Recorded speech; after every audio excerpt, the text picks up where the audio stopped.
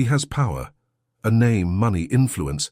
She has careful hands, wounded pride, and a quiet courage no one notices until someone does.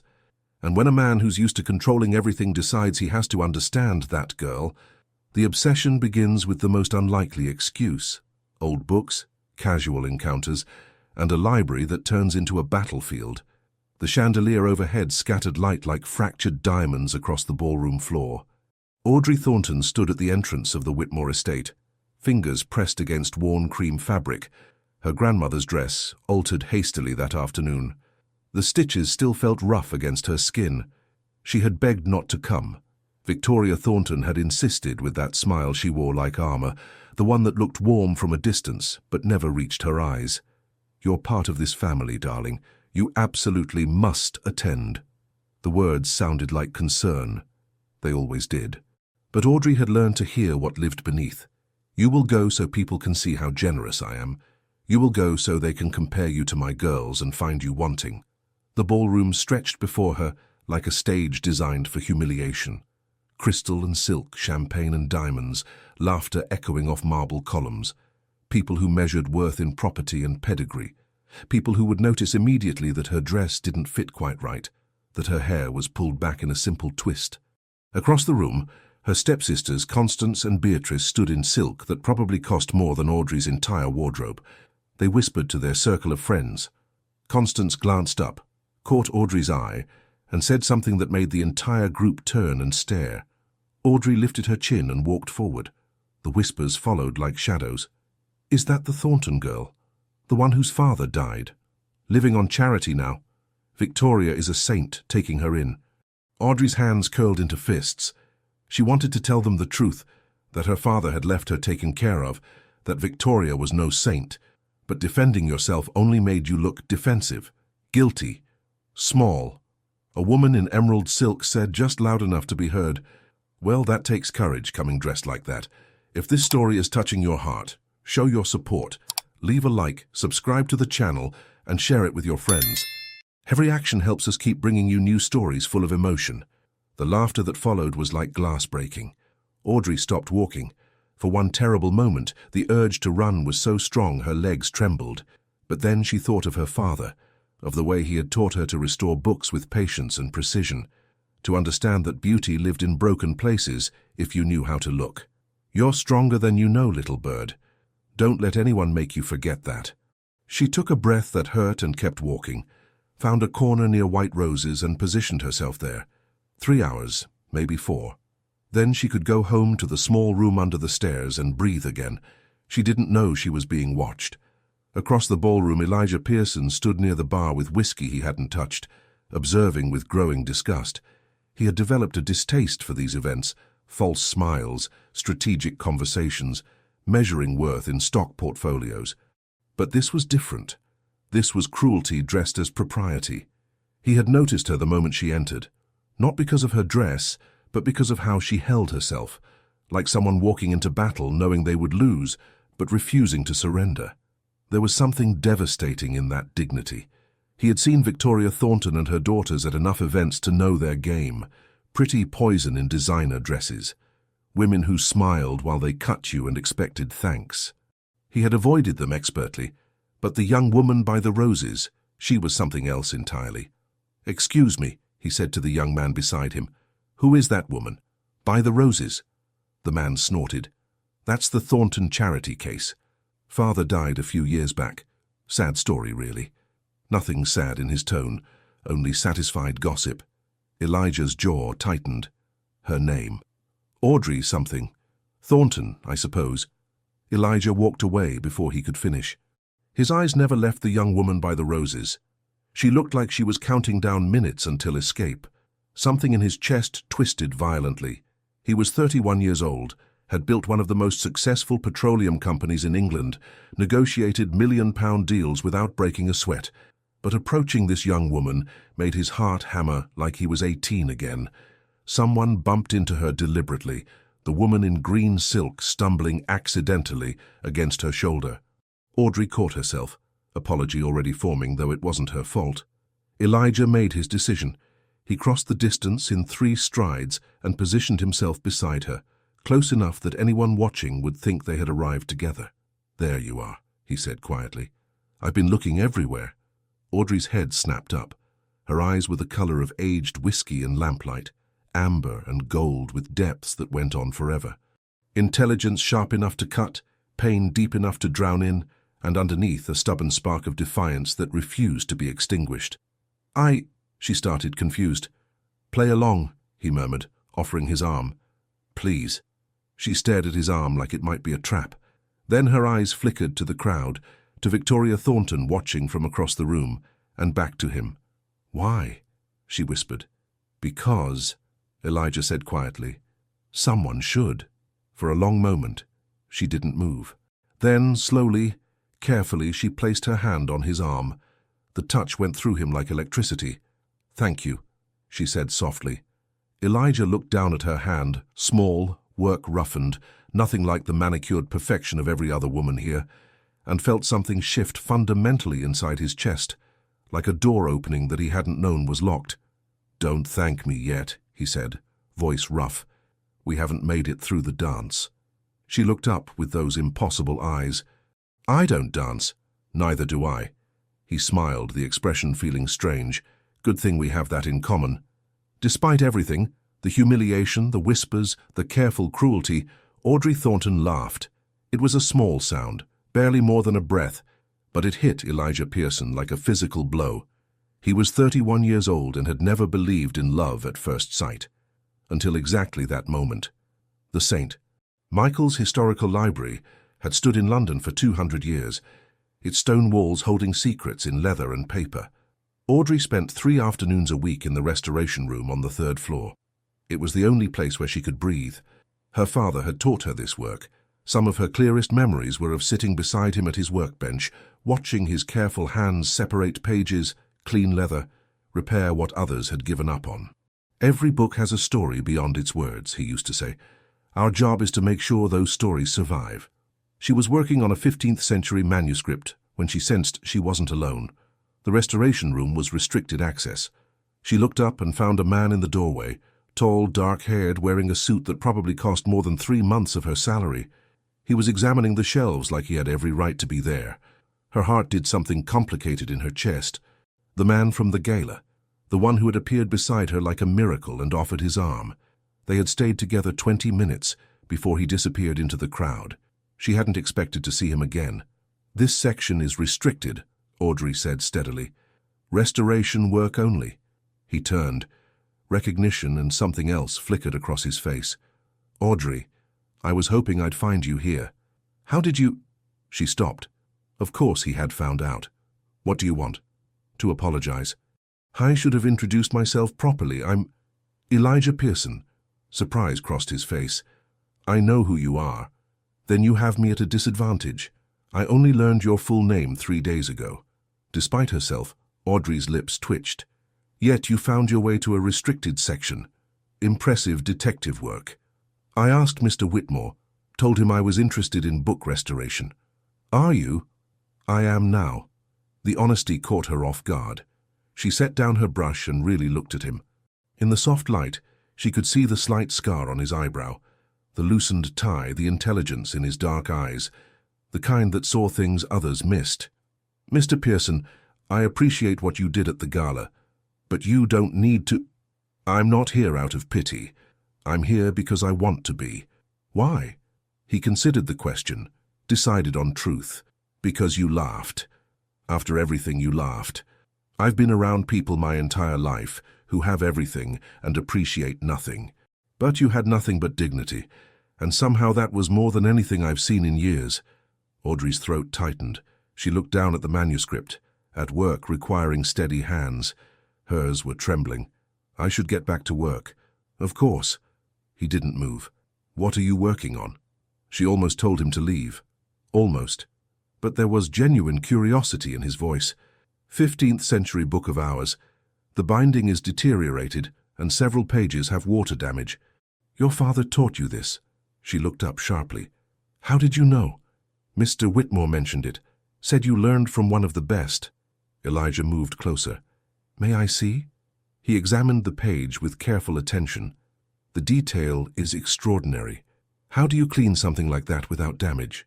Just like that, Audrey found herself explaining. About special brushes and solutions, about patience, about reading damage to understand what the book needed. He listened like every word mattered, asked questions that showed he was thinking. 20 minutes passed, then 30. You come here 3 times a week? He asked eventually. Tuesday, Thursday, Saturday. Interesting. I've been thinking about book collecting. Seems like something requiring expert consultation. Audrey met his eyes. That's the worst excuse I've ever heard. I know. Now he was smiling. I'll work on it. Despite everything, the warning bells, the knowledge this was dangerous, Audrey smiled back. You do that. He turned back at the door. Next Tuesday, then? This is a library. It's open to the public. Elijah, he corrected gently. Mr. Pearson, she repeated, softer now. After he left, Audrey sat staring at the manuscript without seeing it, her heart racing, hands trembling. She thought about how he had looked at her, not with pity, but like she was a puzzle he wanted to understand. How dangerous it would be to let herself hope. 3 days later, he was back, with a leather-bound volume that looked genuinely old. Found this in my grandmother's library.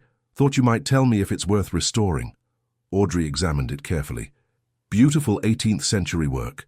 Some spine damage, but repairable. She looked up to find him watching her instead of the book. What?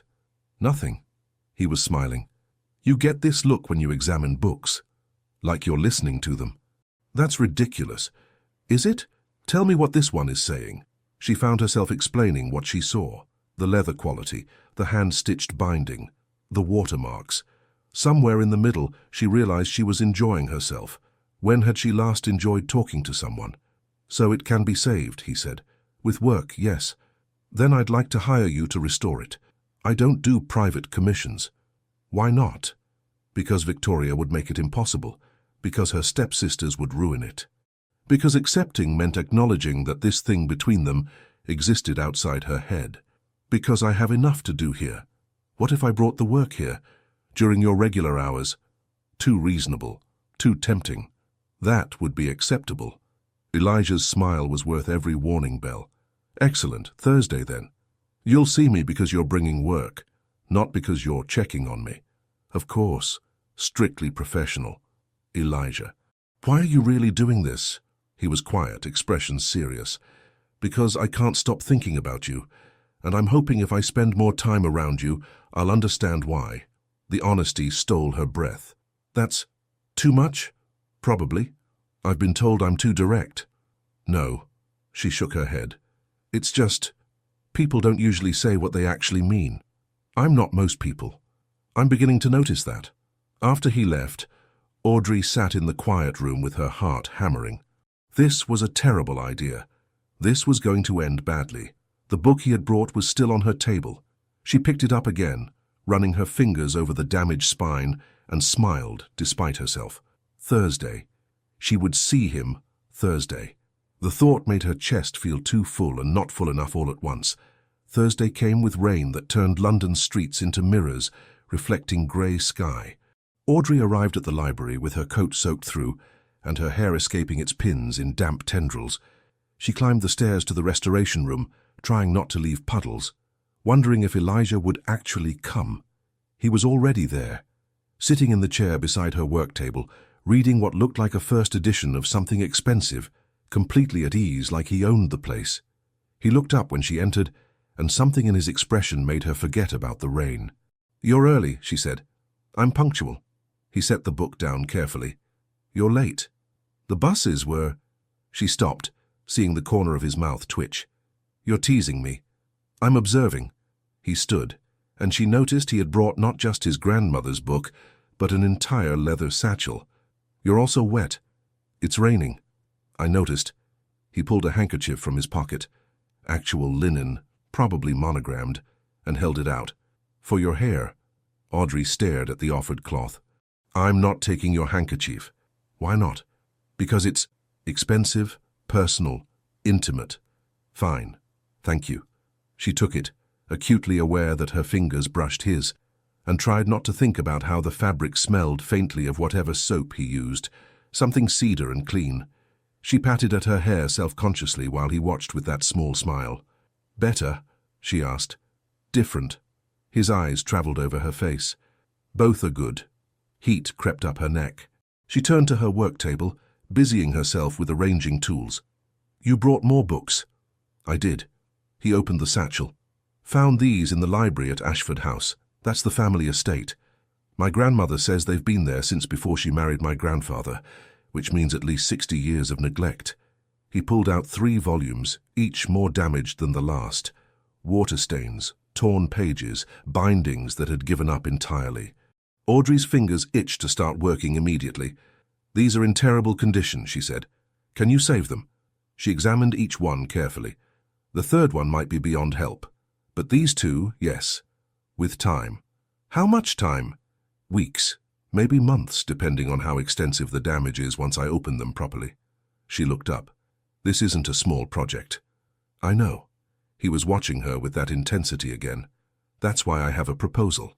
I already told you I don't do—" "Hear me out." He leaned against the table close enough that she could feel the warmth of him. "Ashford House has an entire library, 2 floors, hundreds of books, most of them in similar condition to these. My grandmother wants them restored. She's been asking for years, but we haven't found anyone she trusts." Audrey set down the book in her hands. "And you think she'll trust me?" "I know she will. You've told her about me." It wasn't a question, but he answered anyway. "I've mentioned you." "What exactly did you mention?" "That I met someone who treats books like they matter, who sees value in broken things." He paused. "That I'd like her to meet you." The room felt suddenly smaller. "Mr. Pearson." "Elijah. This is moving very fast." "Is it?" He tilted his head. "We've known each other 2 weeks. I've watched you work, listened to you talk about things you love, learned that you bite your bottom lip when you're concentrating, and that you organize your brushes by size, but your books by color, which is charmingly inconsistent." Audrey's breath caught. "You've been watching me." "Yes." No apology in his voice. "Is that a problem?" It should have been. It should have felt invasive or strange. Instead, it felt like being seen, really seen, for the first time in years. "I don't know," she admitted. "Fair enough." He straightened. "The job offer stands regardless. You'd work at Ashford House 3 days a week, same hours you work here, better pay, and my grandmother makes excellent tea." Despite herself, Audrey laughed. "You're bribing me with tea? Is it working?" "No." Pity. But he was smiling. What would work? She thought about it. About the tiny room under the stairs where she slept. About Victoria's cutting remarks at breakfast and dinner. About Constance and Beatrice whispering poison wherever she went. About the inheritance that was supposed to be hers, but somehow never materialized. 4 more months. She just needed to survive 4 more months until her 21st birthday. "Why me?" she asked instead of answering.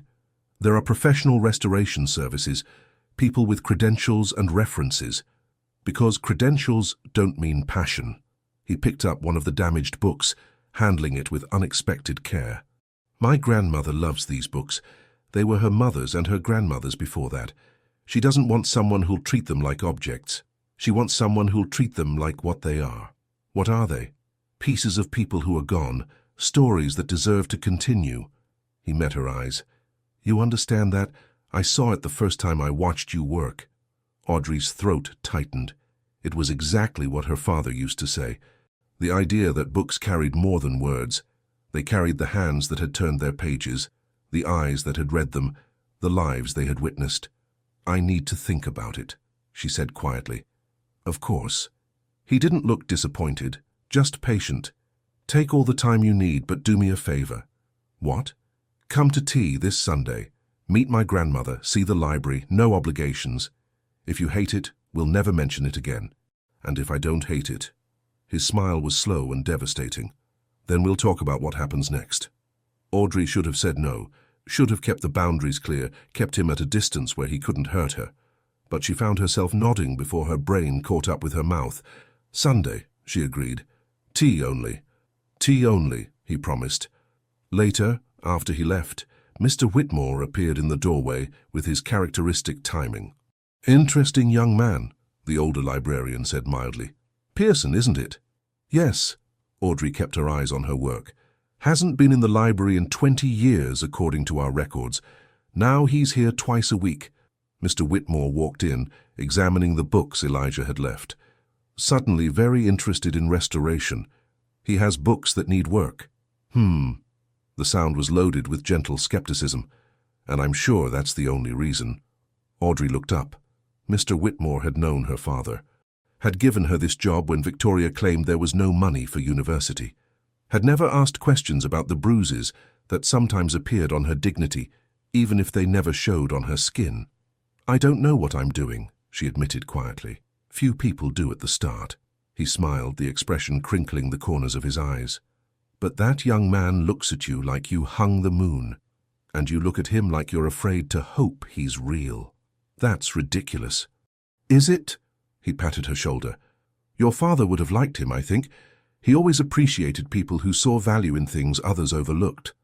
After he left, Audrey sat in the quiet room with those words echoing in her head.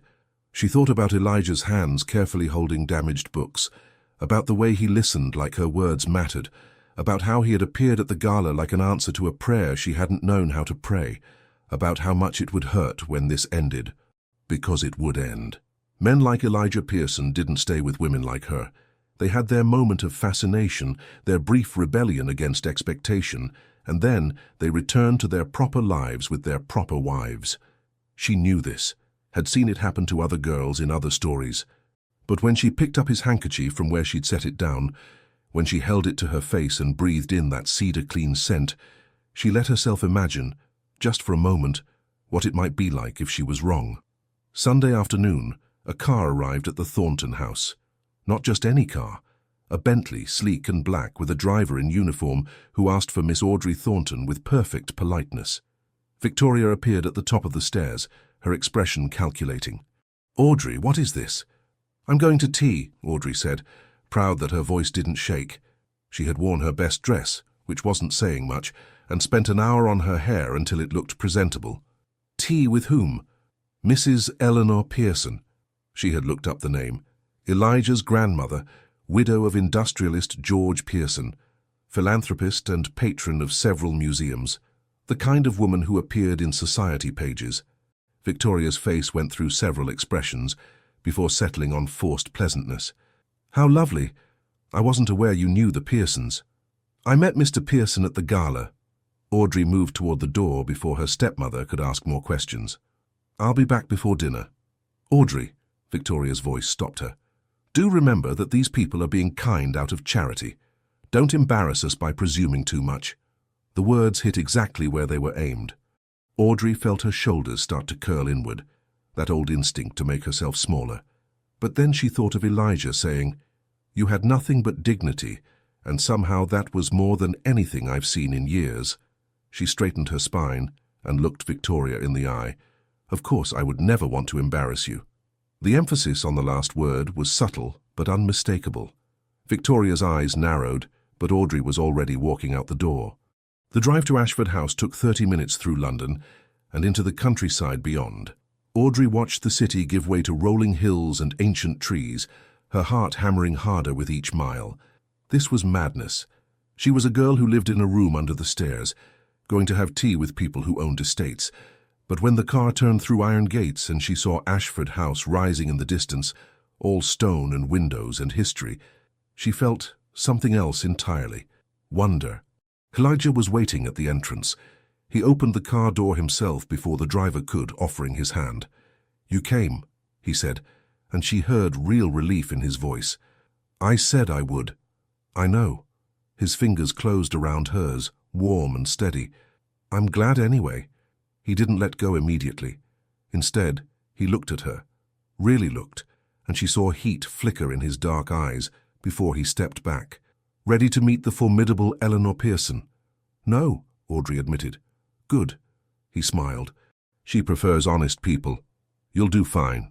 As they walked toward the entrance, Audrey wondered if he knew that his hand was still resting lightly at the small of her back, guiding her forward. She wondered if he knew how much that simple touch undid her.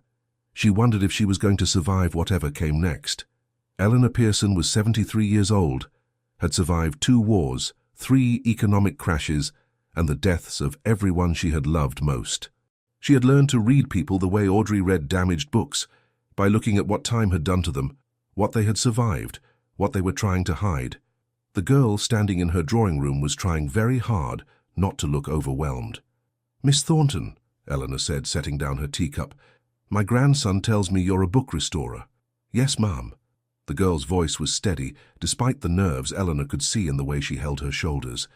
"I work at St. Michael's Historical Library." "I know the place. Robert Whitmore runs it, doesn't he?" Eleanor gestured to the chair across from her. "Sit, child. You're making me nervous standing there like you're about to bolt." A flash of humor crossed the girl's face, there and gone but unmistakable. She sat with unexpected grace, back straight but not stiff. "Interesting. Mr. Whitmore speaks highly of you," Eleanor continued. "Says you learned from your father." "Yes." Something shifted in the girl's expression, pain quickly hidden. "He died 3 years ago." "I'm sorry." And Eleanor was. She knew what it meant to lose people who mattered. "Tell me about him." For a moment she thought the girl would deflect, give some polite non-answer and change the subject. But then Audrey Thornton took a breath and spoke with the kind of honesty that couldn't be faked.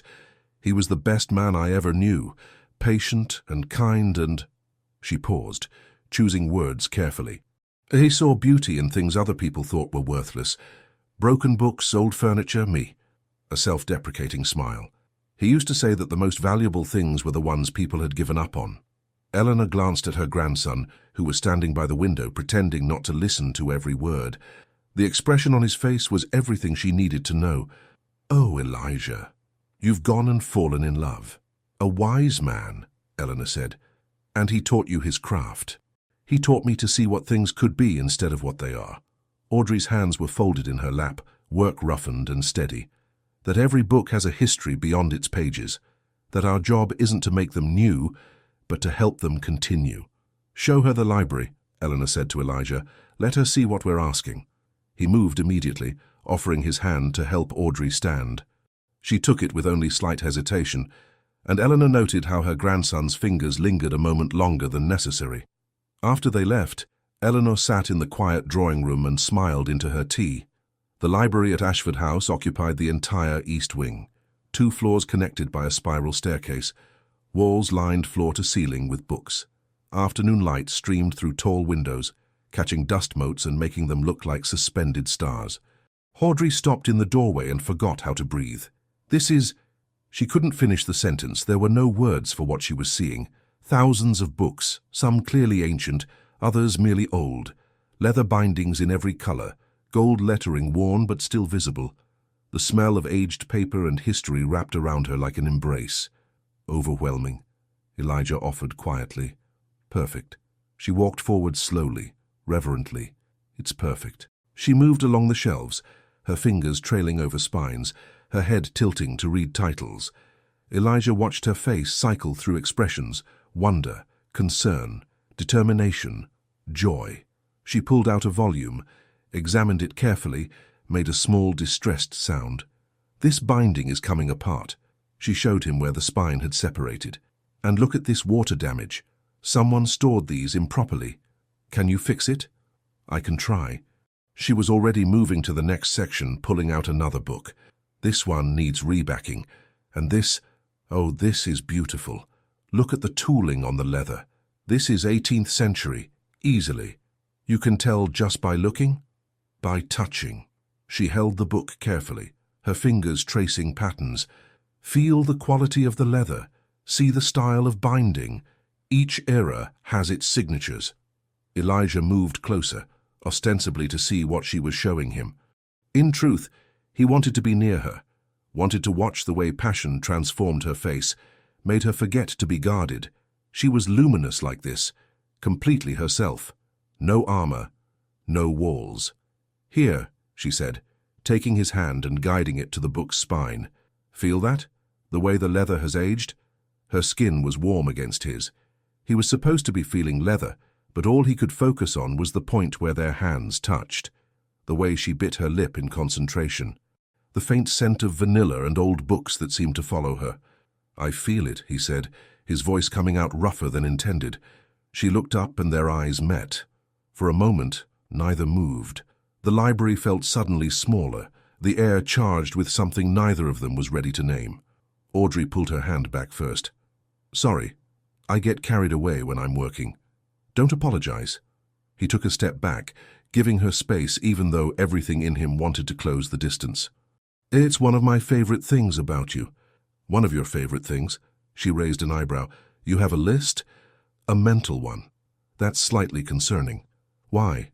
"Because we barely know each other." Elijah studied her, the defensive tilt of her chin, the way she held the book like a shield. "I know that you're brilliant and stubborn and funny in ways that surprise you. I know you loved your father deeply, and that losing him left marks you try to hide. I know you're stronger than you think, and that someone has spent years trying to convince you otherwise." Her expression flickered. "You can't know all that." "Can't I?" He moved closer again, unable to help himself. "I'm very observant, Audrey, especially when it comes to you." "Why?" The question was barely a whisper. "Why do you care?" "Because I'm falling in love with you," he thought but didn't say. Too soon. Too much. She would run, and he couldn't bear that. "Because you're worth caring about," he said instead, "even if no one has told you that in a long time." Her eyes filled with tears that she blinked away furiously. "That's not fair." "What isn't?" "Saying things like that. Making me—" She stopped, shook her head. "I should go thank your grandmother for the tea." "Audrey, wait. I'll think about the job offer, I promise." She was already moving toward the door, practically fleeing. "But I need to think." He let her go because pushing would only make it worse. But as he watched her practically run from the library, he made a decision. He wasn't giving up. Whatever walls she had built around herself, whatever fear was making her run, he would be patient. He would wait. He would prove to her that this was real. Downstairs, Eleanor was waiting in the entrance hall. "She's running," the older woman observed, as Audrey rushed past with barely a goodbye. "I know." Elijah stood at the top of the stairs, hands in his pockets. "I moved too fast." "No," Eleanor smiled. "You moved exactly right. That girl has been hurt, Elijah, badly. She's terrified of hoping for something good. How do I convince her?" "You don't." His grandmother climbed the stairs, patted his cheek with surprising gentleness. "You just keep showing up. Keep being honest. Keep treating her like she matters. Eventually she'll believe it. And if she doesn't?"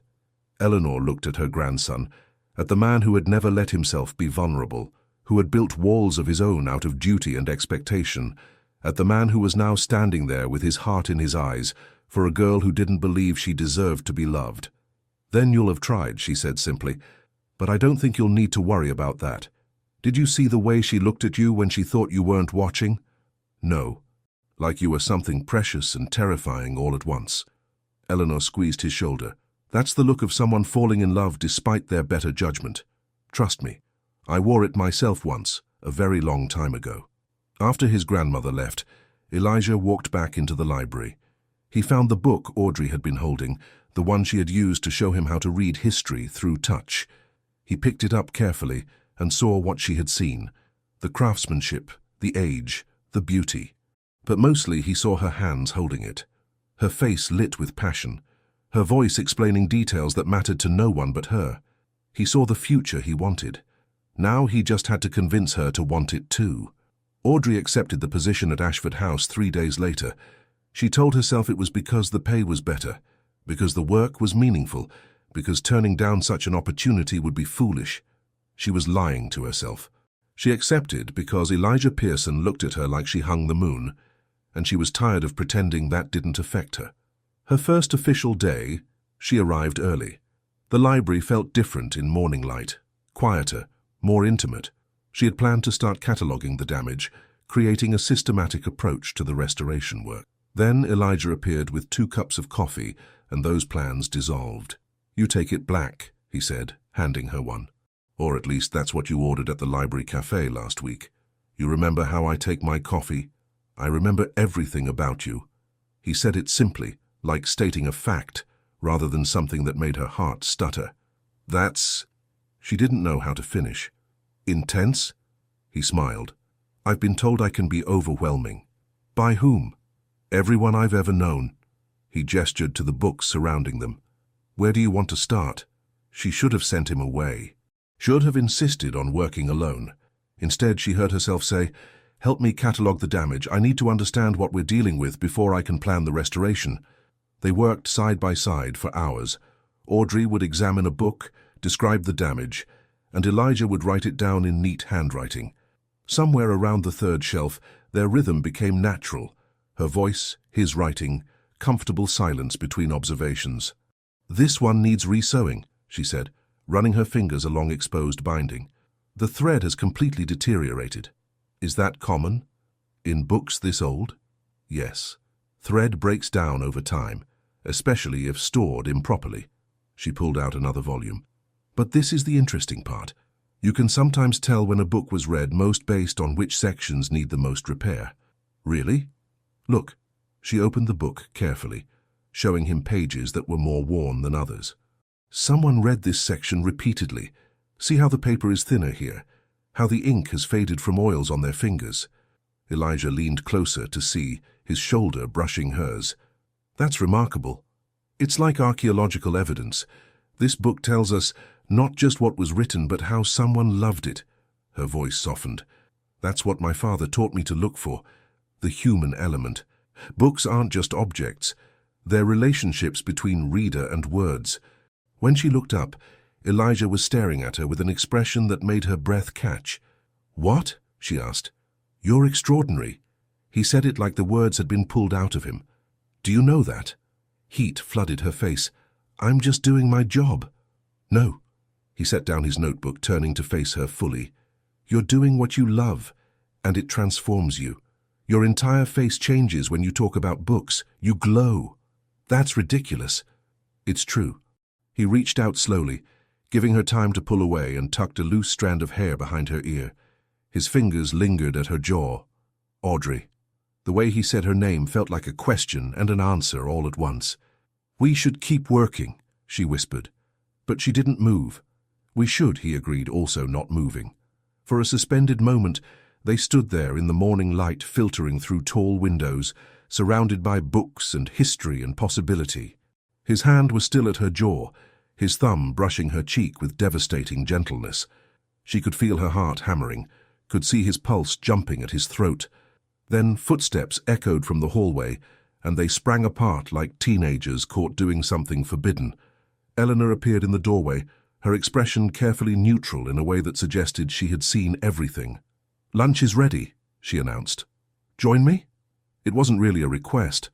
They ate in the smaller dining room, still larger than Audrey's entire bedroom at the Thornton house.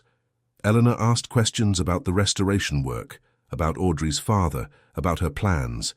Gentle questions that felt more like a grandmother getting to know someone than an interrogation. Elijah watched the exchange with barely concealed fascination, as if seeing his grandmother and Audrey interact was somehow significant. "Your father was Martin Thornton," Eleanor said suddenly. "I remember him now. He restored a collection for the Historical Society about 15 years ago. Beautiful work." Audrey's throat tightened. "You knew him?" "Only by reputation. But I remember thinking at the time that anyone who cared that much about preserving history was someone special." Eleanor's eyes were kind. "I'm sorry you lost him." "Thank you." The words came out rough. "And now you're living with Victoria Thornton." "Not a question." Eleanor's tone had changed, subtle but unmistakable. "My stepmother, yes. I know Victoria." Something in those 3 words spoke volumes. "We serve on several charity boards together. She's very concerned with appearances." Audrey chose her words carefully. "She's been generous in taking me in after my father died." "Has she?" Eleanor's expression suggested she knew exactly how generous Victoria had been. "Well, you're always welcome here, dear. This house could use some young life in it." After lunch, Elijah walked Audrey back to the library. They were alone again, but something had shifted. The almost moment from earlier hung between them like unfinished business. "My grandmother likes you," he said. "She's kind. She's selective." He stopped at the base of the spiral staircase, turning to face her. "Audrey, I need to tell you something." Her stomach dropped. "What?" "I'm not good at being patient." He took a breath. "I'm not good at pretending I don't feel things I feel, and I'm terrible at following social rules about timing and propriety." "Elijah, let me finish." His hands flexed at his sides, like he wanted to reach for her but was restraining himself. "I know this is fast. I know you have every reason to be cautious, but I need you to know that this," he gestured between them, "isn't casual for me. It was never casual." "What are you saying?" "I'm saying that I'm falling for you, Audrey Thornton. Have been since the moment you laughed at that gala, despite everything they did to hurt you." He met her eyes. "And I think you might be falling for me, too, but you're afraid. So I'm telling you now, I'm not going anywhere. Whatever walls you need to keep up, whatever time you need, I'll wait, because you're worth waiting for." Audrey couldn't breathe, couldn't think, couldn't do anything but stand there with her heart in her throat and his words echoing in her head. "I don't know what to say," she whispered. "You don't have to say anything." He smiled, gentle and devastating. "Just don't run away again. Can you do that?" She thought about Victoria's cutting words, about her stepsister's cruelty, about every time someone had made her feel small and worthless, about how terrifying it was to let herself hope that someone like Elijah could genuinely want someone like her. But she also thought about how he looked at her, how he listened, how he made her feel seen and valued and real. "I'll try," she said finally. "That's all I'm asking." He left her there, surrounded by books that needed healing, with her heart full of feelings she didn't know how to name. And for the first time in 3 years, Audrey let herself believe that maybe something good was beginning. The rumors started 2 weeks later. Audrey first heard them at the library, whispered between 2 women, examining rare manuscripts in the public reading room. She was passing by with books for restoration when their voices carried. "Did you hear about Elijah Pearson? Apparently he's been seen with that Thornton girl, the poor one. Victoria's stepdaughter? The charity case?" "The very same. I heard she's working for the family now. Convenient, isn't it?" "You don't think she's—" "Oh, absolutely. Why else would a man like him pay attention to someone like her?" Audrey's hands tightened on the books she was carrying. She kept walking, spine straight, refusing to let them see her flinch. But the words burrowed under her skin like splinters. That evening, Victoria summoned her to the parlor. "Sit down, Audrey." The tone was pleasant, which was always more dangerous than anger. Constance and Beatrice lounged on the sofa, watching with barely concealed glee. "I've been hearing the most interesting stories," Victoria continued, "about you and Mr. Pearson. I work for his grandmother." "Yes, so you've said." Victoria's smile was sharp.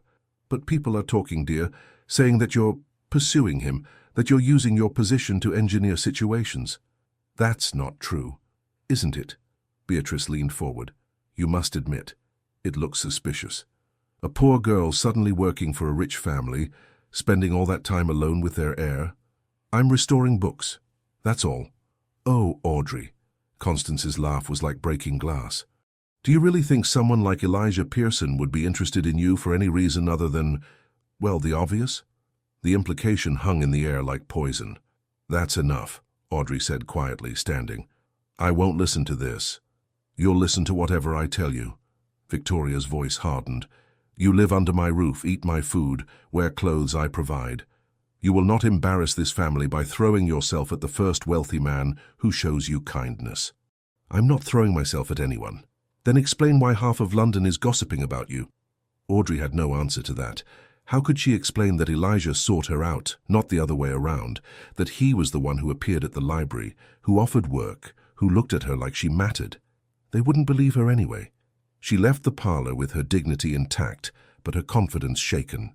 In the small room under the stairs, she lay awake wondering if everyone saw what her stepfamily saw, a desperate girl grasping at salvation. The next day at Ashford House she was quieter than usual, focused entirely on the books, avoiding conversation beyond what was necessary for work. Elijah noticed immediately.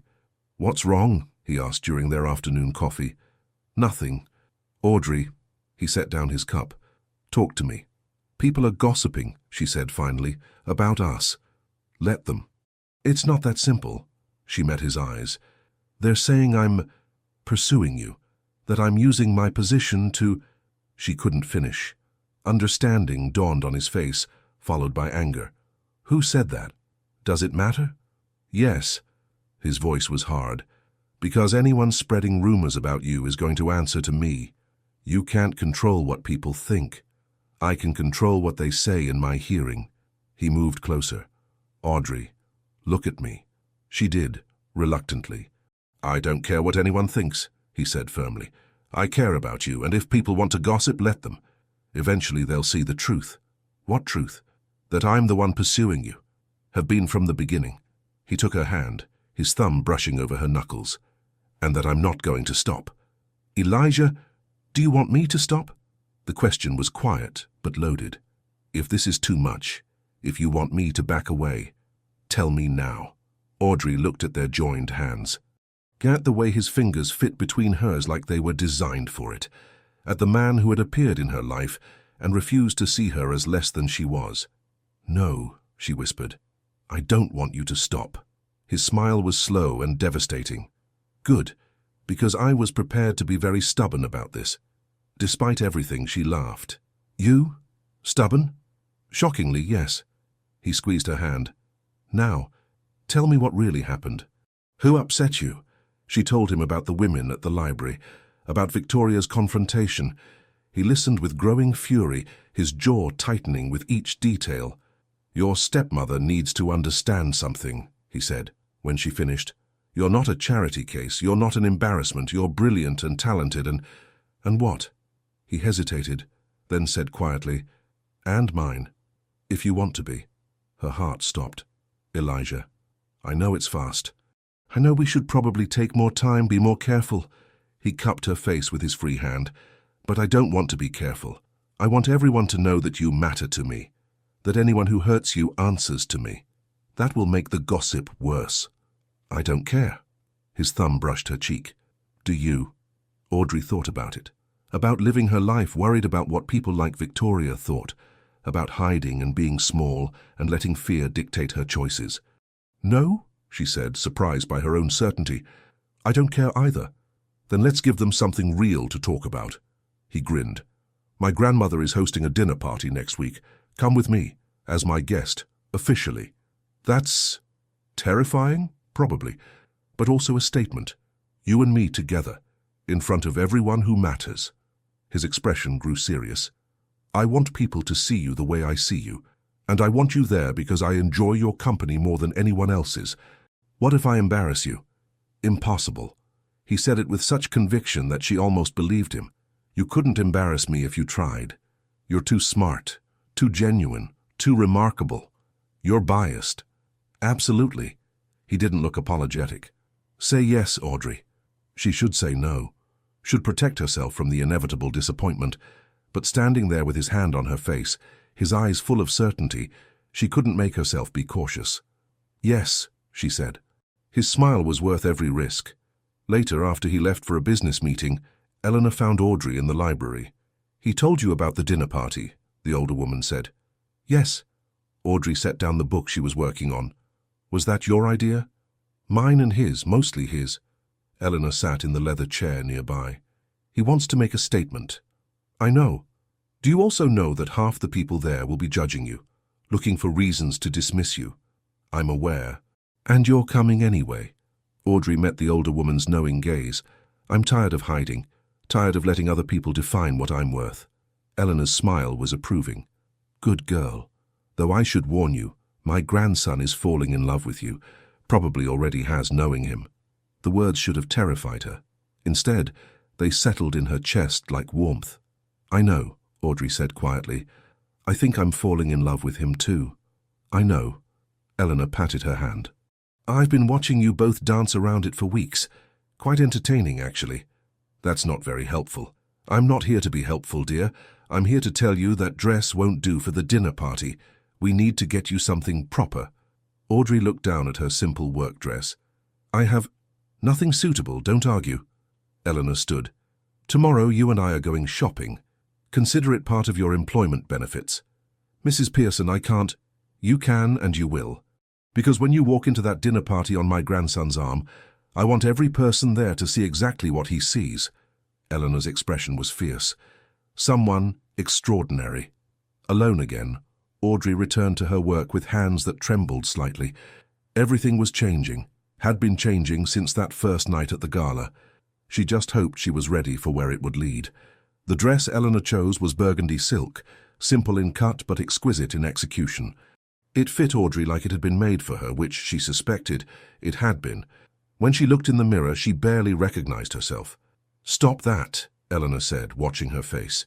"You look beautiful. Accept it. I look different." "You look like yourself without all the armor?" The older woman adjusted a pin in Audrey's hair. "That's all." The dinner party was in full swing when they arrived. Audrey's hand tightened on Elijah's arm as they entered the drawing room. Conversations paused. Heads turned. She felt every eye assess and judge. Elijah leaned down, his breath warm against her ear. "Breathe. You're magnificent." His certainty steadied her. They made it 3 steps before the first attack came disguised as pleasantries. "Elijah, darling." A woman in diamonds approached, all smiles and poison. "Who is your lovely companion?" "Audrey Thornton," he said smoothly. "Audrey, this is Lady Catherine Morrison." "Thornton?" Lady Catherine's smile sharpened. "Any relation to Victoria Thornton?" "My stepmother." "How nice." The pause was calculated. "And you're working for the Pearsons now. In what capacity?" "Book restoration." Audrey kept her voice level. "Mrs. Pearson has kindly allowed me access to the family library." "How practical." Lady Catherine's gaze swept over Audrey's dress. "That's beautiful silk. Gift from your employer?" The implication was clear. Audrey felt heat rise in her cheeks, but before she could respond, Eleanor materialized beside them. "From me, actually." Eleanor's voice could have cut glass. "I thought it suited her. Don't you agree, Catherine?" Lady Catherine's smile froze. "Of course, lovely." As she retreated, Elijah muttered, "I despise that woman." "Be nice," Eleanor chided. "Catherine has always been insufferable. That's why I invited her, to watch her squirm when she realizes Audrey is superior in every way that matters." Despite her nerves, Audrey laughed. The evening continued in similar fashion. Some guests were genuinely kind, asking about her work with real interest. Others circled like sharks, looking for weakness. Through it all, Elijah stayed close, his presence a constant reassurance. During dinner, she was seated beside a young man who introduced himself as Vincent Marshall. "Don't let them intimidate you," he said quietly. "Half these people are boring, the other half are broke. You're far more interesting." "You don't know that. I know you have Elijah Pearson looking at you like you're the only person in the room. Trust me, that's significant." Vincent grinned. "We've been friends since school. I've never seen him like this." Audrey glanced down the table to where Elijah sat. As if sensing her attention, he looked up. Their eyes met across crystal and candlelight, and the intensity in his gaze made her forget everyone else existed. After dinner, guests mingled in the gardens. Elijah found her standing near the fountain, watching moonlight on water. "Hiding?" he asked. "Breathing." She turned to him. "This is exhausting." "I know. I'm sorry." He moved closer, just the two of them in the garden shadows. "But you were perfect in there. Even Lady Catherine couldn't find fault, and she's been practicing cruelty for 60 years. Your grandmother enjoyed that entirely too much." "She did." He smiled. "She likes you, Audrey. Genuinely. I like her too." They stood in comfortable silence, the party noise distant. Elijah reached out, tucking a loose strand of hair behind her ear, a gesture becoming familiar, intimate. "What are you thinking?" he asked softly. "That 3 months ago. I couldn't have imagined this. Any of this." She met his eyes. "You appearing in my life, your grandmother treating me like family, standing in this garden wearing silk and not feeling like I'm pretending to be someone else." "You're not pretending. This is who you've always been." His hand lingered at her jaw. "I just gave you space to show it." "Elijah, dance with me. There's no music. There's always music." He pulled her gently into the moonlight, one hand at her waist, the other holding hers. They swayed to a rhythm only they could hear. Audrey let herself relax into him, her head resting against his chest. She could hear his heartbeat, steady and strong. His hand tightened at her waist, pulling her closer. "I meant what I said before," he murmured against her hair.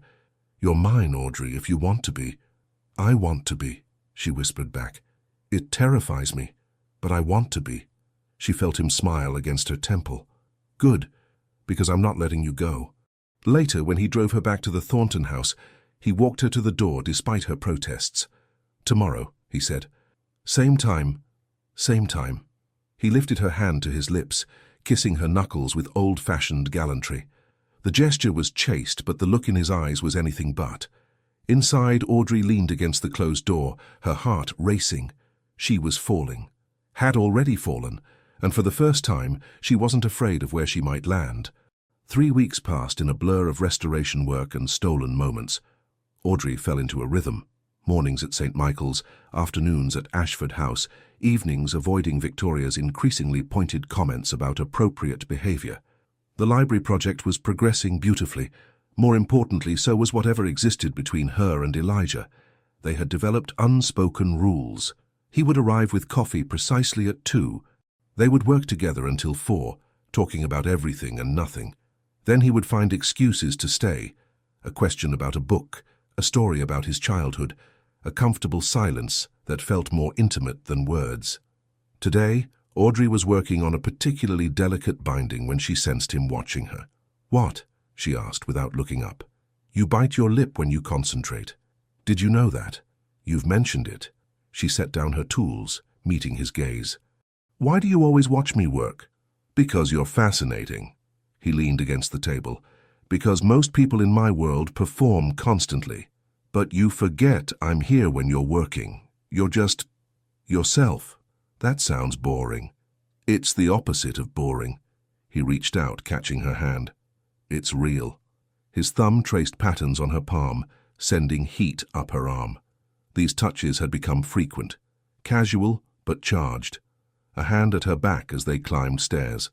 Fingers brushing as they passed books, shoulders touching as they sat side by side. Never quite crossing a line, but dancing right along it. "Elijah," she said softly, "what are we doing?" "What do you mean?" "This, us." She gestured between them. "We spend hours together every day. You look at me like I matter, but we've never talked about what this is." He was quiet for a moment, his expression serious. "Do we need to define it?" "I think I need to know what you want." "I want everything." The answer came without hesitation. "I want to wake up thinking about you and fall asleep the same way. I want to hear about your day and tell you about mine. I want to take you places you've never been and show you things that matter to me." He squeezed her hand. "I want to stop pretending this is just friendship when we both know it's more." Her heart was hammering. "And what happens when you get tired of me? When the novelty wears off? That's not going to happen." "You can't know that." "I can." He moved closer, still holding her hand. "Because I've been around novelty my whole life. New cars, new investments, new people trying to get close because of my name. This isn't that. You're not that. Then what am I?" "Home." The word was simple but devastating. "You feel like home, Audrey." She couldn't breathe, couldn't think past the sudden rush of emotion threatening to overwhelm her. "I'm scared," she admitted. "I know." He cupped her face with his free hand. "I'm scared too. This is new for me. Caring about someone more than anything else. But I'd rather be terrified with you than safe without you." "That's a terrible plan." "Probably." He smiled. "But it's the only one I have." They stood there, inches apart, the air between them charged with everything unsaid.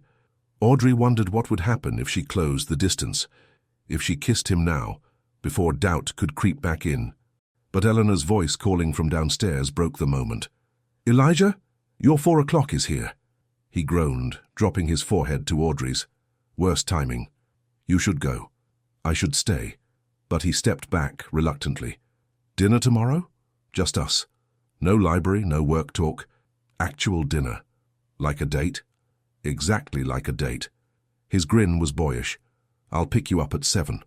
After he left, Audrey returned to her work with trembling hands. She thought about his words, about the way he looked at her, about how much she wanted to believe this was real.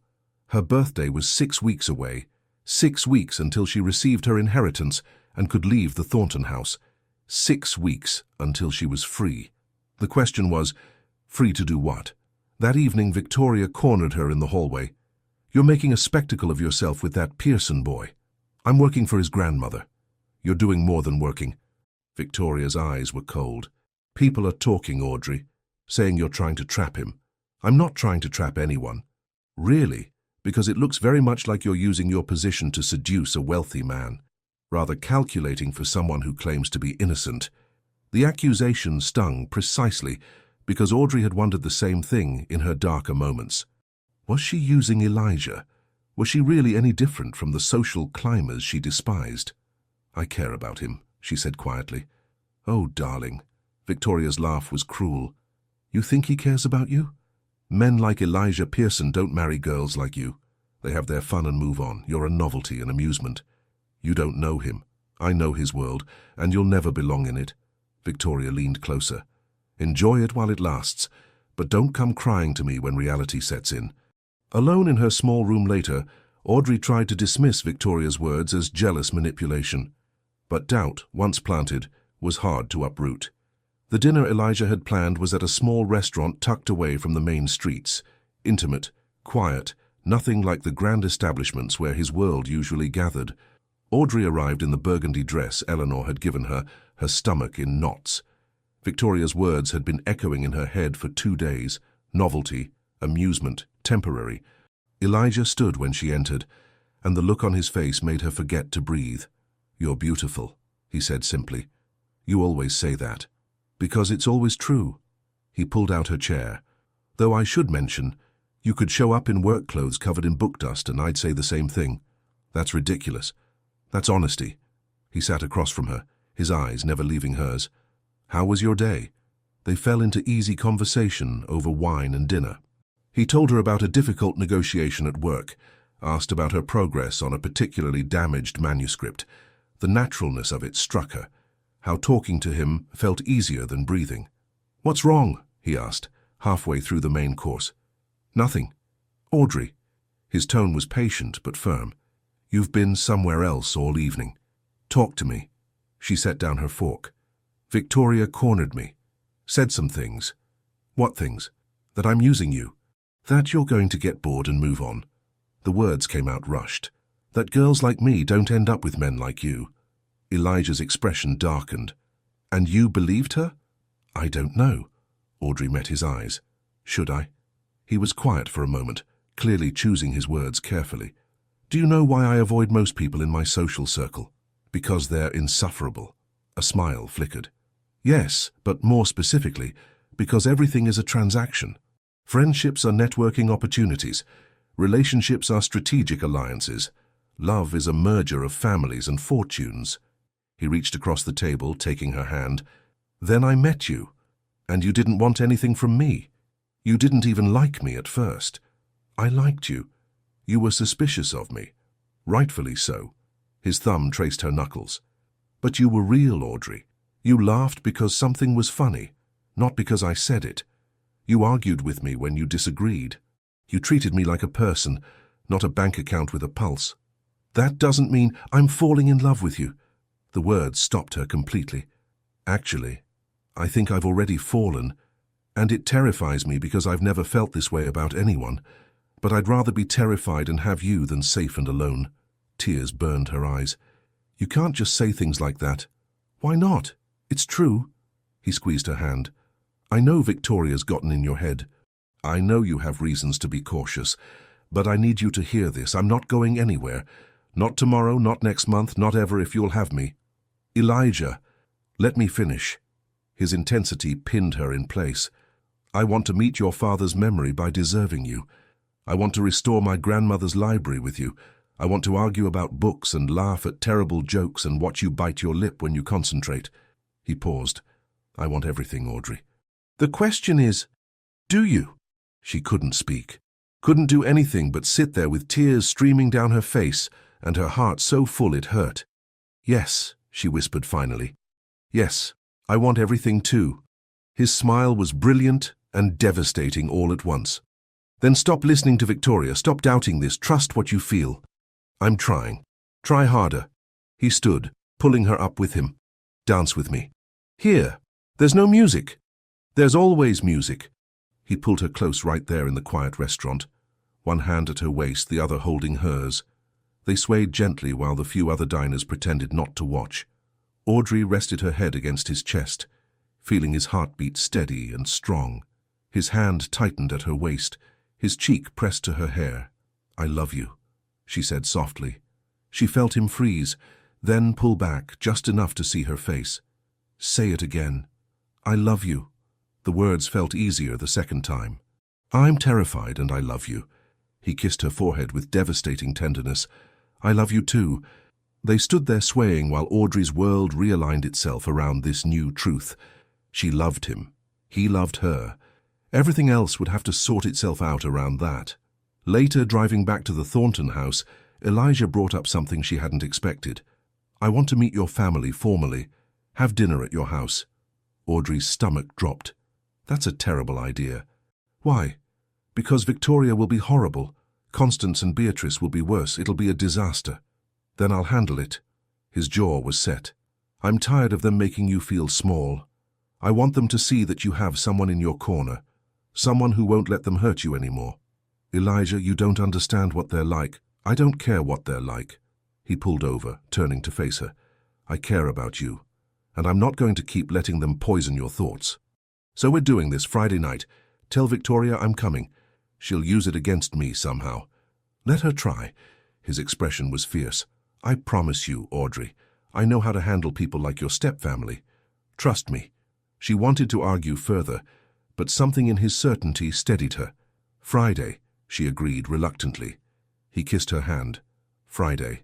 As she walked into the Thornton house that night, Audrey felt the weight of what was coming. Victoria would be at her worst. Constance and Beatrice would perform their cruelty with an audience. But Elijah had said he loved her, had promised to stand with her. Maybe, just maybe, that would be enough.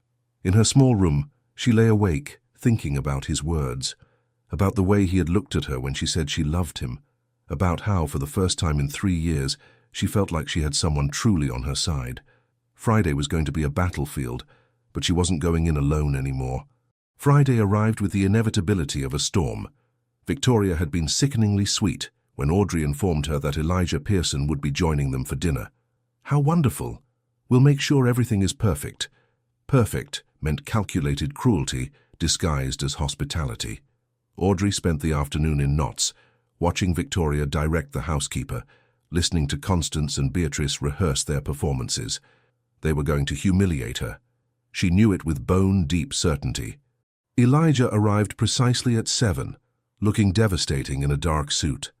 When Victoria opened the door, her smile was warm enough to fool anyone who didn't know her. Mr. Pearson, how delightful. Please come in. The dining room was set impeccably. Victoria had pulled out the good china. The set that had belonged to Audrey's mother, though of course Victoria claimed it as her own. Constance and Beatrice were already seated, wearing their most innocent expressions. Audrey sat beside Elijah, her hands clenched in her lap. He found her hand under the table, squeezing gently. Breathe, he murmured. The first course passed in polite conversation. Victoria asked about Elijah's business, praised his family's philanthropy, mentioned mutual acquaintances. She was performing beautifully, the gracious hostess, the concerned stepmother. Then the knives came out. So, Mr. Pearson, Beatrice said sweetly, how did you and Audrey meet? She's been so secretive about it. At a gala, Elijah said smoothly. Your sister was the most interesting person there. How generous of you to say. Constance's smile was sharp. Audrey does stand out. That dress she wore, we felt so bad that we couldn't help her find something more appropriate. I thought she looked perfect, Elijah said, his voice cooling slightly. Dignified in a room full of performance. Victoria laughed lightly. You're kind. But we do worry about Audrey. She's had such a difficult time adjusting since her father passed. We try to help, but she's very proud. Pride implies she has something to be proud of, Elijah said quietly. And she does. Her work is extraordinary. Her intelligence is remarkable. Her character is unimpeachable. The temperature in the room shifted. Of course, Victoria continued, undeterred. Though we do worry about appearances. People talk, you understand. A young woman working in a man's home, spending so much time alone. She's restoring my grandmother's library, Elijah interrupted, his voice hard now. With my grandmother present most days, nothing inappropriate is happening. Not that it would be anyone's business if it were. Beatrice giggled. Oh, we're not suggesting anything improper. We just know how people can misinterpret situations. Especially with Audrey's background. Her background? Elijah's tone was dangerous. Well, she's living here on our charity, Constance explained. Dear father left debts, not inheritance. We've taken care of her out of kindness, but of course she has no real prospects, no dowry, no connections. We worry she might misunderstand the nature of friendly attention from gentlemen. Audrey felt herself shrinking, the familiar pattern of humiliation wrapping around her. But Elijah's hand tightened on hers, anchoring her. Let me clarify something, he said, his voice cutting through the room like steel. Audrey's father left her well provided for. I've had my lawyers look into it, actually, as I was curious about her 21st birthday and what that meant legally. Victoria's fork clattered against her plate. The inheritance is substantial, Elijah continued, watching Victoria's face. Properties, investments, her mother's jewelry, all held in trust until she turns 21. Which is, he glanced at Audrey, about 6 weeks from now, correct? The silence was deafening. I don't know what you're suggesting, Victoria said carefully. I'm not suggesting anything. I'm stating facts. Elijah set down his napkin, his movements controlled but his anger barely leashed. But while we're on the topic of facts, let me share a few observations. I've watched you treat Audrey like a burden when she's actually a blessing. I've heard you tell her she's worthless when she's the most valuable person in this house. I've seen you try to diminish her spirit with calculated cruelty disguised as concern. Mr. Pearson, I think you're overstepping. I'm not finished. His voice was quiet but absolute. I've also watched Audrey maintain her dignity, her kindness, and her grace, despite years of psychological abuse. That takes strength you three couldn't comprehend if you tried. He stood, offering his hand to Audrey. We're leaving. You can't just... Victoria started. I can. Elijah's smile was cold. And I will. Audrey doesn't need your charity. She never did.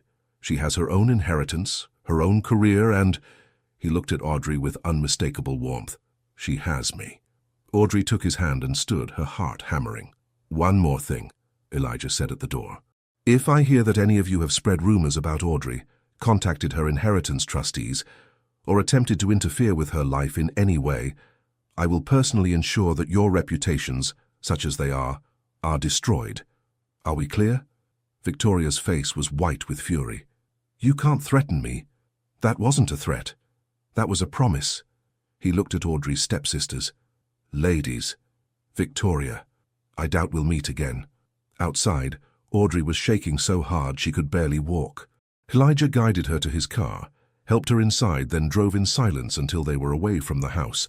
Then he pulled over. I'm sorry, he said. I shouldn't have confronted them like that without warning you. I just couldn't sit there and listen to them. Audrey launched herself at him, cutting off his words with a kiss. It was desperate, grateful, full of every emotion she couldn't name. He caught her, one hand in her hair, the other at her waist, kissing her back with matching intensity. When they broke apart, both breathing hard, she rested her forehead against his. Thank you, she whispered. No one has ever defended me like that. I'll defend you until my last breath, he said fiercely. They don't get to hurt you anymore. She kissed him again, softer this time. I love you. I love you too. He tucked hair behind her ear. Now let's get you somewhere safe. Grandmother's expecting us. As they drove to Ashford House, Audrey felt years of weight lifting from her shoulders. She was going to be free. In 6 weeks, she would have her inheritance and could leave the Thornton house forever. But more than that, she had Elijah.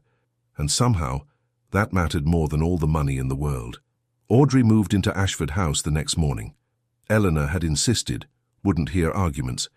You have a bedroom here that's been empty for years. Use it until your birthday. After that, you can decide where you want to be. The room was 3 times the size of her space under the stairs, with windows overlooking the gardens and a bed that felt like sleeping on clouds. Audrey stood in the doorway, overwhelmed by the sudden shift in her reality. It's temporary, she said aloud, testing the words.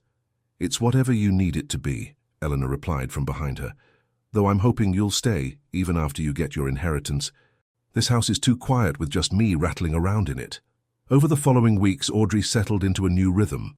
Mornings restoring books in the library, afternoons working alongside Elijah, their conversations flowing from literature to life to dreams they had never voiced before.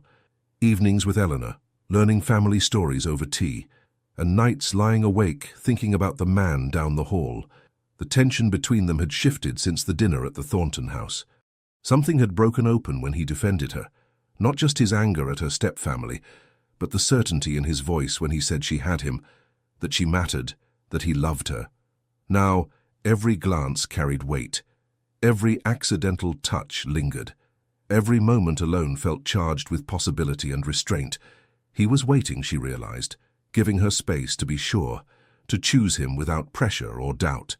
It made her love him more. 3 weeks before her birthday, Elijah found her in the library examining a particularly damaged volume. He sat beside her close enough that she could feel his warmth. "I've been thinking," he said. "Dangerous." He smiled. "About your birthday? About what happens after?" Her hands stilled on the book. "What about it?" "You'll have your inheritance, your independence. You could go anywhere, do anything." He paused. "I want to make sure you know that you have choices, that you're not obligated to stay here because my grandmother offered you a room." Audrey set down the book, turning to face him. "Do you want me to leave?" "God, no." The answer was immediate. "I want you to stay, want to wake up knowing you're here, want to keep having coffee with you at 2 and arguing about whether 18th century binding techniques were superior to modern methods. They weren't. See, this is what I'd miss." His expression grew serious. "But I need you to stay because you want to, not because you feel you should." She studied his face, the intensity in his dark eyes, the tension in his jaw, the vulnerability he was trying to hide. This man who commanded boardrooms and closed million-pound deals was nervous about her answer. "I want to stay," she said quietly. "Not just in this house. I want to stay with you, build something with you, see where this goes." The relief in his expression was profound. "Yeah? Yeah." She reached up, tracing the scar on his eyebrow with gentle fingers. "You're the best thing that's happened to me in years, maybe ever." He caught her hand, pressing a kiss to her palm. The gesture was tender, but his eyes held heat that made her breath catch. "Audrey," he said, voice rough, "you're killing me with patience here." "Am I?" She was pleased to hear her voice came out teasing rather than breathless. "You know you are."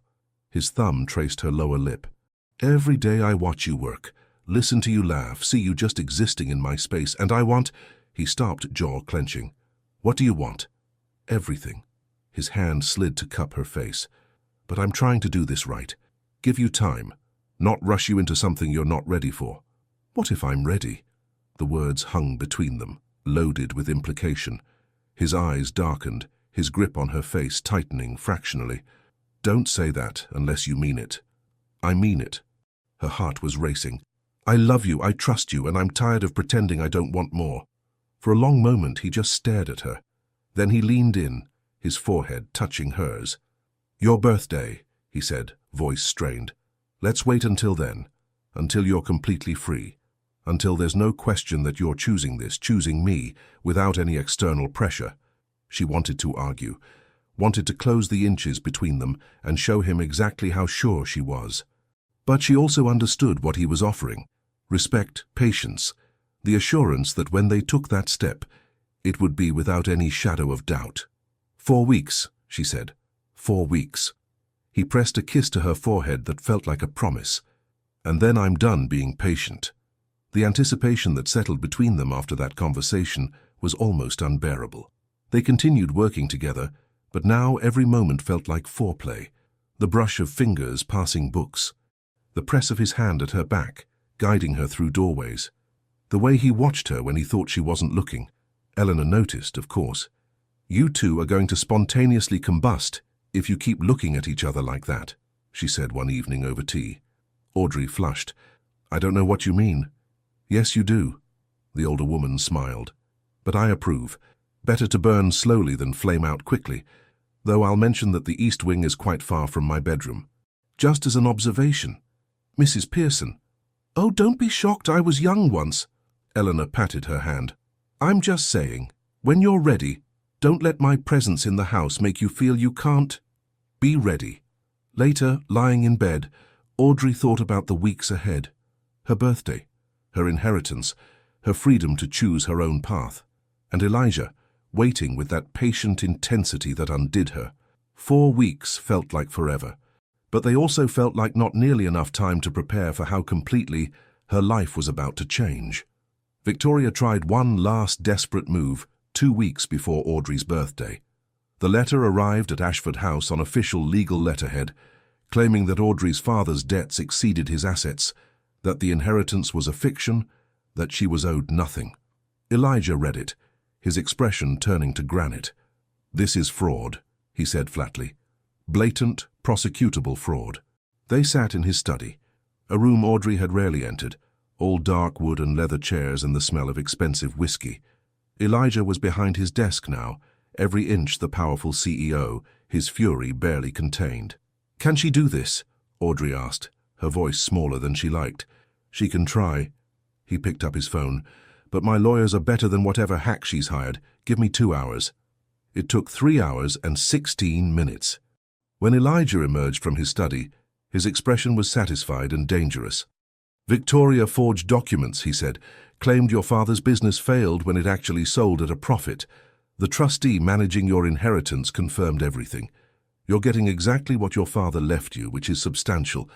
Victoria tried to hide it by bribing a clerk at the trust office, but she wasn't thorough enough." Audrey sat down heavily. She really tried to steal it. "She's been stealing it, using the interest for years, counting on you never questioning it." His jaw tightened. "But here's the good part. The trustee is filing charges. Victoria will be investigated for fraud and embezzlement. She won't go to prison, probably, but her reputation is finished." "Good." The word came out fiercer than she intended. "I hope she loses everything." Elijah knelt in front of her chair, taking her hands. "She already has. She lost her hold on you. That's what really matters." 2 weeks later, Audrey turned 21. Eleanor had planned a small celebration, just the 3 of them, because Audrey had requested no fuss. But when she came down to breakfast, she found the dining room transformed with flowers and wrapped presents piled on the sideboard. "We said small," Elijah said, grinning at her expression.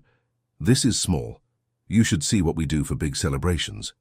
The morning passed in laughter and cake and Eleanor telling embarrassing stories about Elijah's childhood. But beneath the celebration, Audrey felt the weight of what today meant. Freedom. Real, legal, irrevocable freedom. In the afternoon, the trustee arrived with papers to sign. Audrey watched her father's signature on the trust documents, traced it with her finger, and felt tears burn her eyes. "He planned for this," the trustee said gently. "Specified everything. He wanted you taken care of, wanted you to have choices." After the man left, Audrey stood in the library holding a small wooden box the trustee had given her. Inside were letters her father had written, one for each year until she turned 30. The one marked 21 said simply, "You're free now, little bird. Fly." She found Elijah in the garden, waiting with that patient intensity she had come to know. "Hey," he said softly. "You okay?" "I am." She smiled through tears. "I'm free." "You are." He pulled her close, his arms wrapping around her like a shield. "So what are you going to do with that freedom?" "Stay." She looked up at him. "Here. With you. If you'll have me." His smile was brilliant. "Always." They stood there as afternoon faded to evening, wrapped in each other and possibility. Around them, Eleanor's gardens bloomed with late roses and early autumn flowers. Above them, the sky turned pink and gold. "I have something for you," Elijah said eventually, pulling back just enough to reach into his pocket. He held out a small leather box. "It's not what you think." Audrey opened it to find a key on a silver chain. "To the library," he explained. "So you can come and go as you please. Work whenever inspiration strikes. This is your space as much as mine now." "Elijah." Her voice broke on his name. "I know we're not there yet," he said quickly. "Not at promises and forevers. But I want you to know that this is real, that I'm in this completely, that when you're ready for more, I'll be here." She looked at the key, at this man who had given her freedom instead of trying to control it, who had defended her and protected her and loved her without asking for anything in return. "I'm ready," she said. He stilled. "Audrey, I'm ready for more, for everything." She stepped closer, eliminating the space between them. "You said to wait until I was free. Until I could choose without pressure. I'm free now, and I choose you." The way he looked at her made her feel like the most precious thing in the world. "Are you sure?" "I've never been more sure of anything." "Then come with me." He took her hand, lacing their fingers together. "I want to show you something." He led her back inside, up the main staircase, past Eleanor's wing to a part of the house she had never explored. At the end of a quiet hallway, he opened a door to reveal a room that took her breath away. Floor-to-ceiling bookshelves, a massive window overlooking the gardens, comfortable chairs and soft lighting, and in the center, a restoration work table set up exactly like the one in the main library. "I had this prepared weeks ago," he admitted. "Hoped you'd want your own space, somewhere that's completely yours." Audrey turned in a slow circle, taking it all in. "This is too much?" He sounded uncertain. "I can change anything." She kissed him. It was soft and brief, just a press of lips, but it was the first time she had initiated contact. When she pulled back, his eyes were dark with restrained desire. "It's perfect," she whispered. "You're perfect." "I'm not." His hand came up to cup her face. "But I'm yours. If you want me, I want you." The air between them felt charged, heavy with everything they had been holding back. His thumb traced her lower lip, his breathing unsteady. "Audrey," he said, voice rough, "if we don't stop now, then don't stop." For a moment, neither of them moved. Then Elijah lowered his head, his lips hovering just above hers. "Tomorrow," he said, the word almost painful. "Let me plan something. Make it special, not rushed or uncertain." She wanted to protest, wanted to pull him closer and show him that she didn't need special, just needed him. But she also understood what he was offering: care, thought, intention. "Tomorrow," she agreed. He pressed one more kiss to her forehead, then stepped back before he could change his mind. "Tomorrow," he repeated, like a promise. And Audrey believed him. Elijah had prepared the main library. Candles flickered on every surface, casting golden light across the books that had brought them together. Soft music played from somewhere Audrey couldn't see. The fireplace crackled with warmth, and through the tall windows stars scattered across a clear night sky. "You did all this?" she asked, breathless. "I wanted it to be perfect." He stood near the fireplace, watching her take it all in. "This is where it started, where I kept finding excuses to see you, where I fell in love with you." Audrey's heart hammered as she walked toward him. She wore a simple dress, emerald green silk that Eleanor had insisted she accept, and for once she felt beautiful, not because of the dress, but because of the way Elijah looked at her, like she was everything. "I brought something," she said, pulling a small volume from behind her back. "The first book you ever asked me to restore, your grandmother's." He took it carefully, running his fingers over the repaired binding. "It's perfect. It's finished. Like one chapter of our story." She moved closer. "I want to start the next one." Elijah set the book aside, his full attention on her now. "Audrey, let me say this." She placed her hand on his chest, feeling his heart race beneath her palm. 3 months ago, I was surviving, just existing day to day, waiting for my birthday like it was some distant salvation. Then you appeared and you saw me, really saw me. Not the charity case or the poor relation or the girl who didn't belong. You saw someone worth knowing. "Worth loving," he corrected softly. "Worth loving," she agreed. "You defended me when no one else would. You gave me space to heal and time to trust. You waited when every look between us said you didn't want to wait. And now I'm here, free and whole, and so completely in love with you that it terrifies me." His hands came up to frame her face, thumbs brushing her cheekbones. "Don't be terrified." Too late. She smiled through the emotion tightening her throat. "But I'm done letting fear decide for me. I want this, I want you, I want everything we talked about and everything we haven't." "Audrey." Her name sounded like a prayer. "I need you to be sure." "I am sure." She rose on her toes, bringing their faces closer. "Kiss me, Elijah, please." For a heartbeat, he didn't move. Then his grip tightened on her face, and he closed the distance between them. The first touch of his lips was gentle, testing, asking permission even though she had already given it.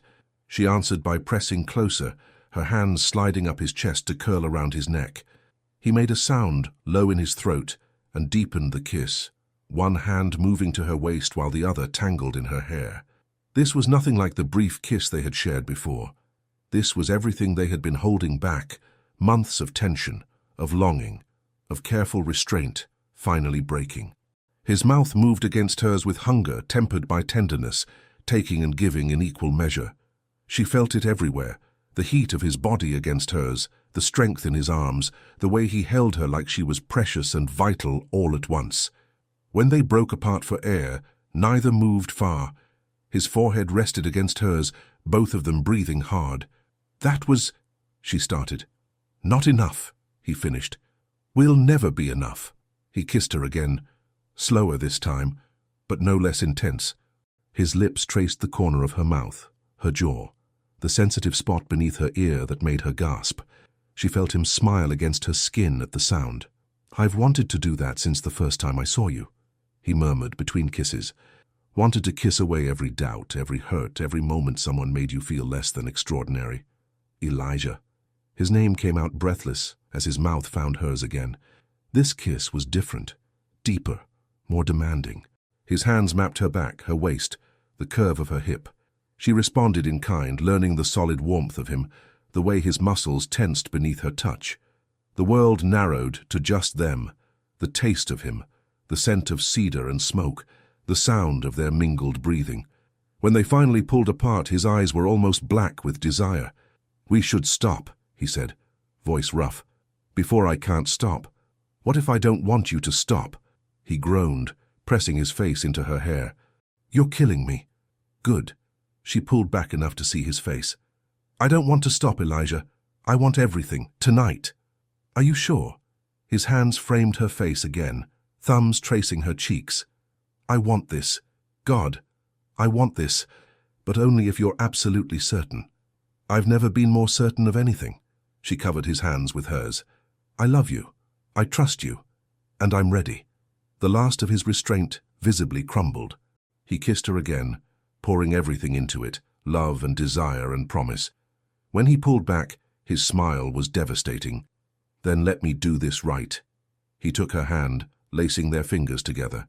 "Come with me."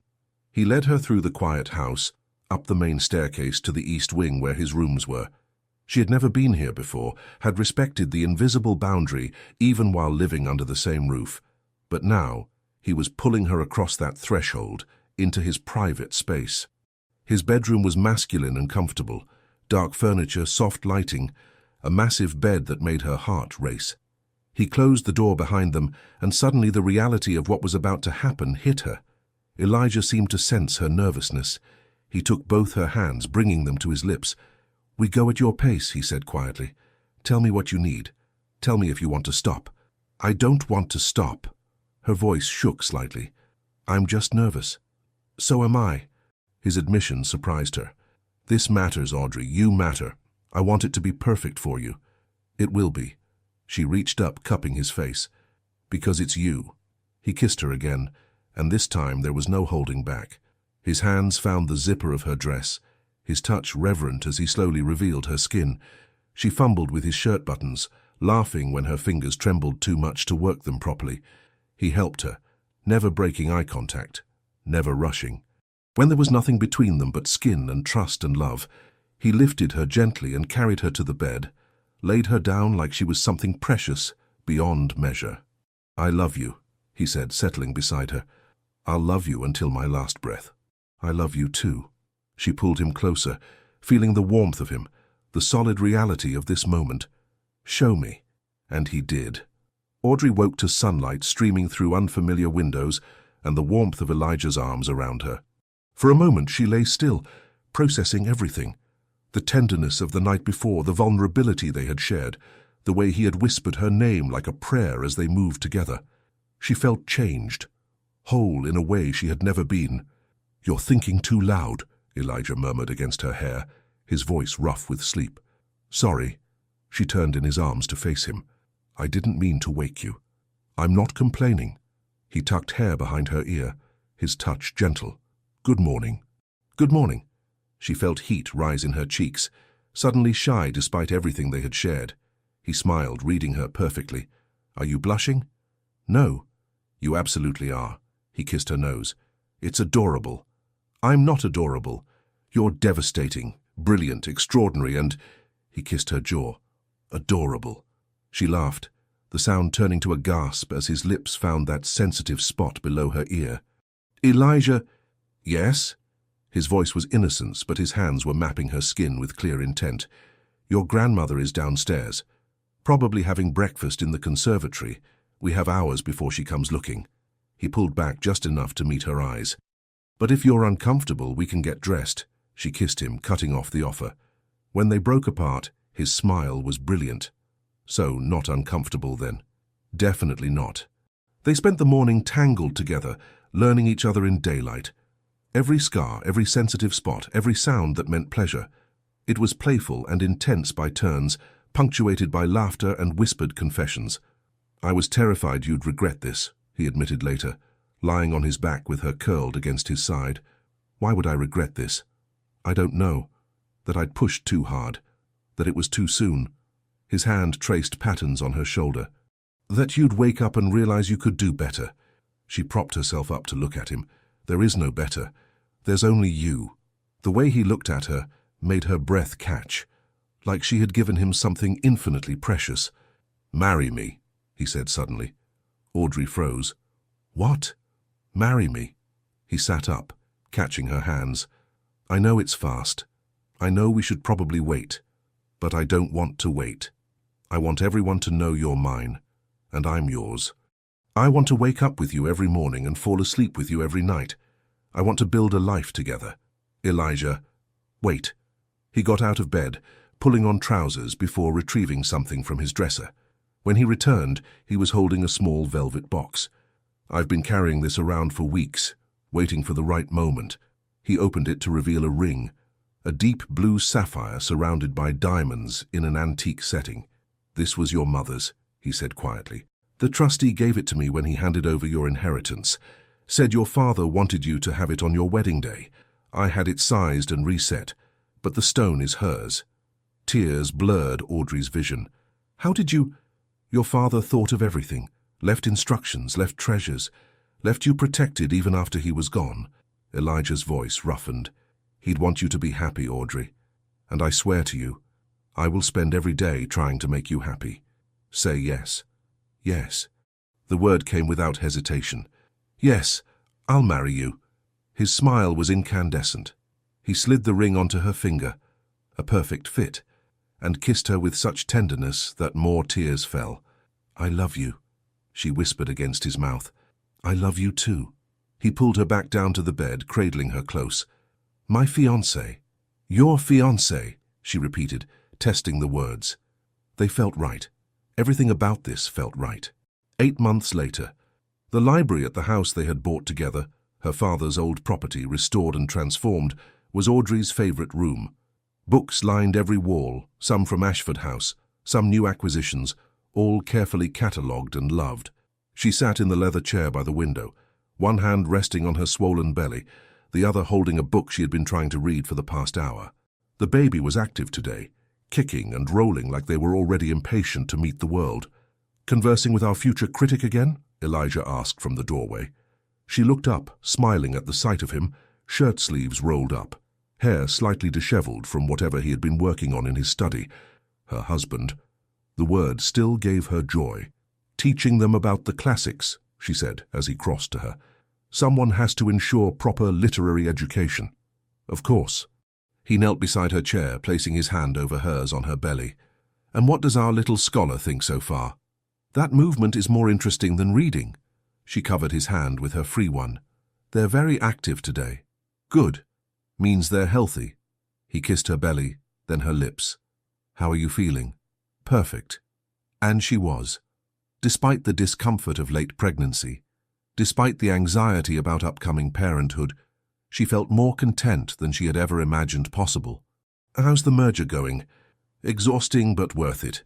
He settled on the floor beside her chair, leaning against it. "I'll be glad when it's finalized, though. Want to spend more time here with you." "I'm not going anywhere." "I know."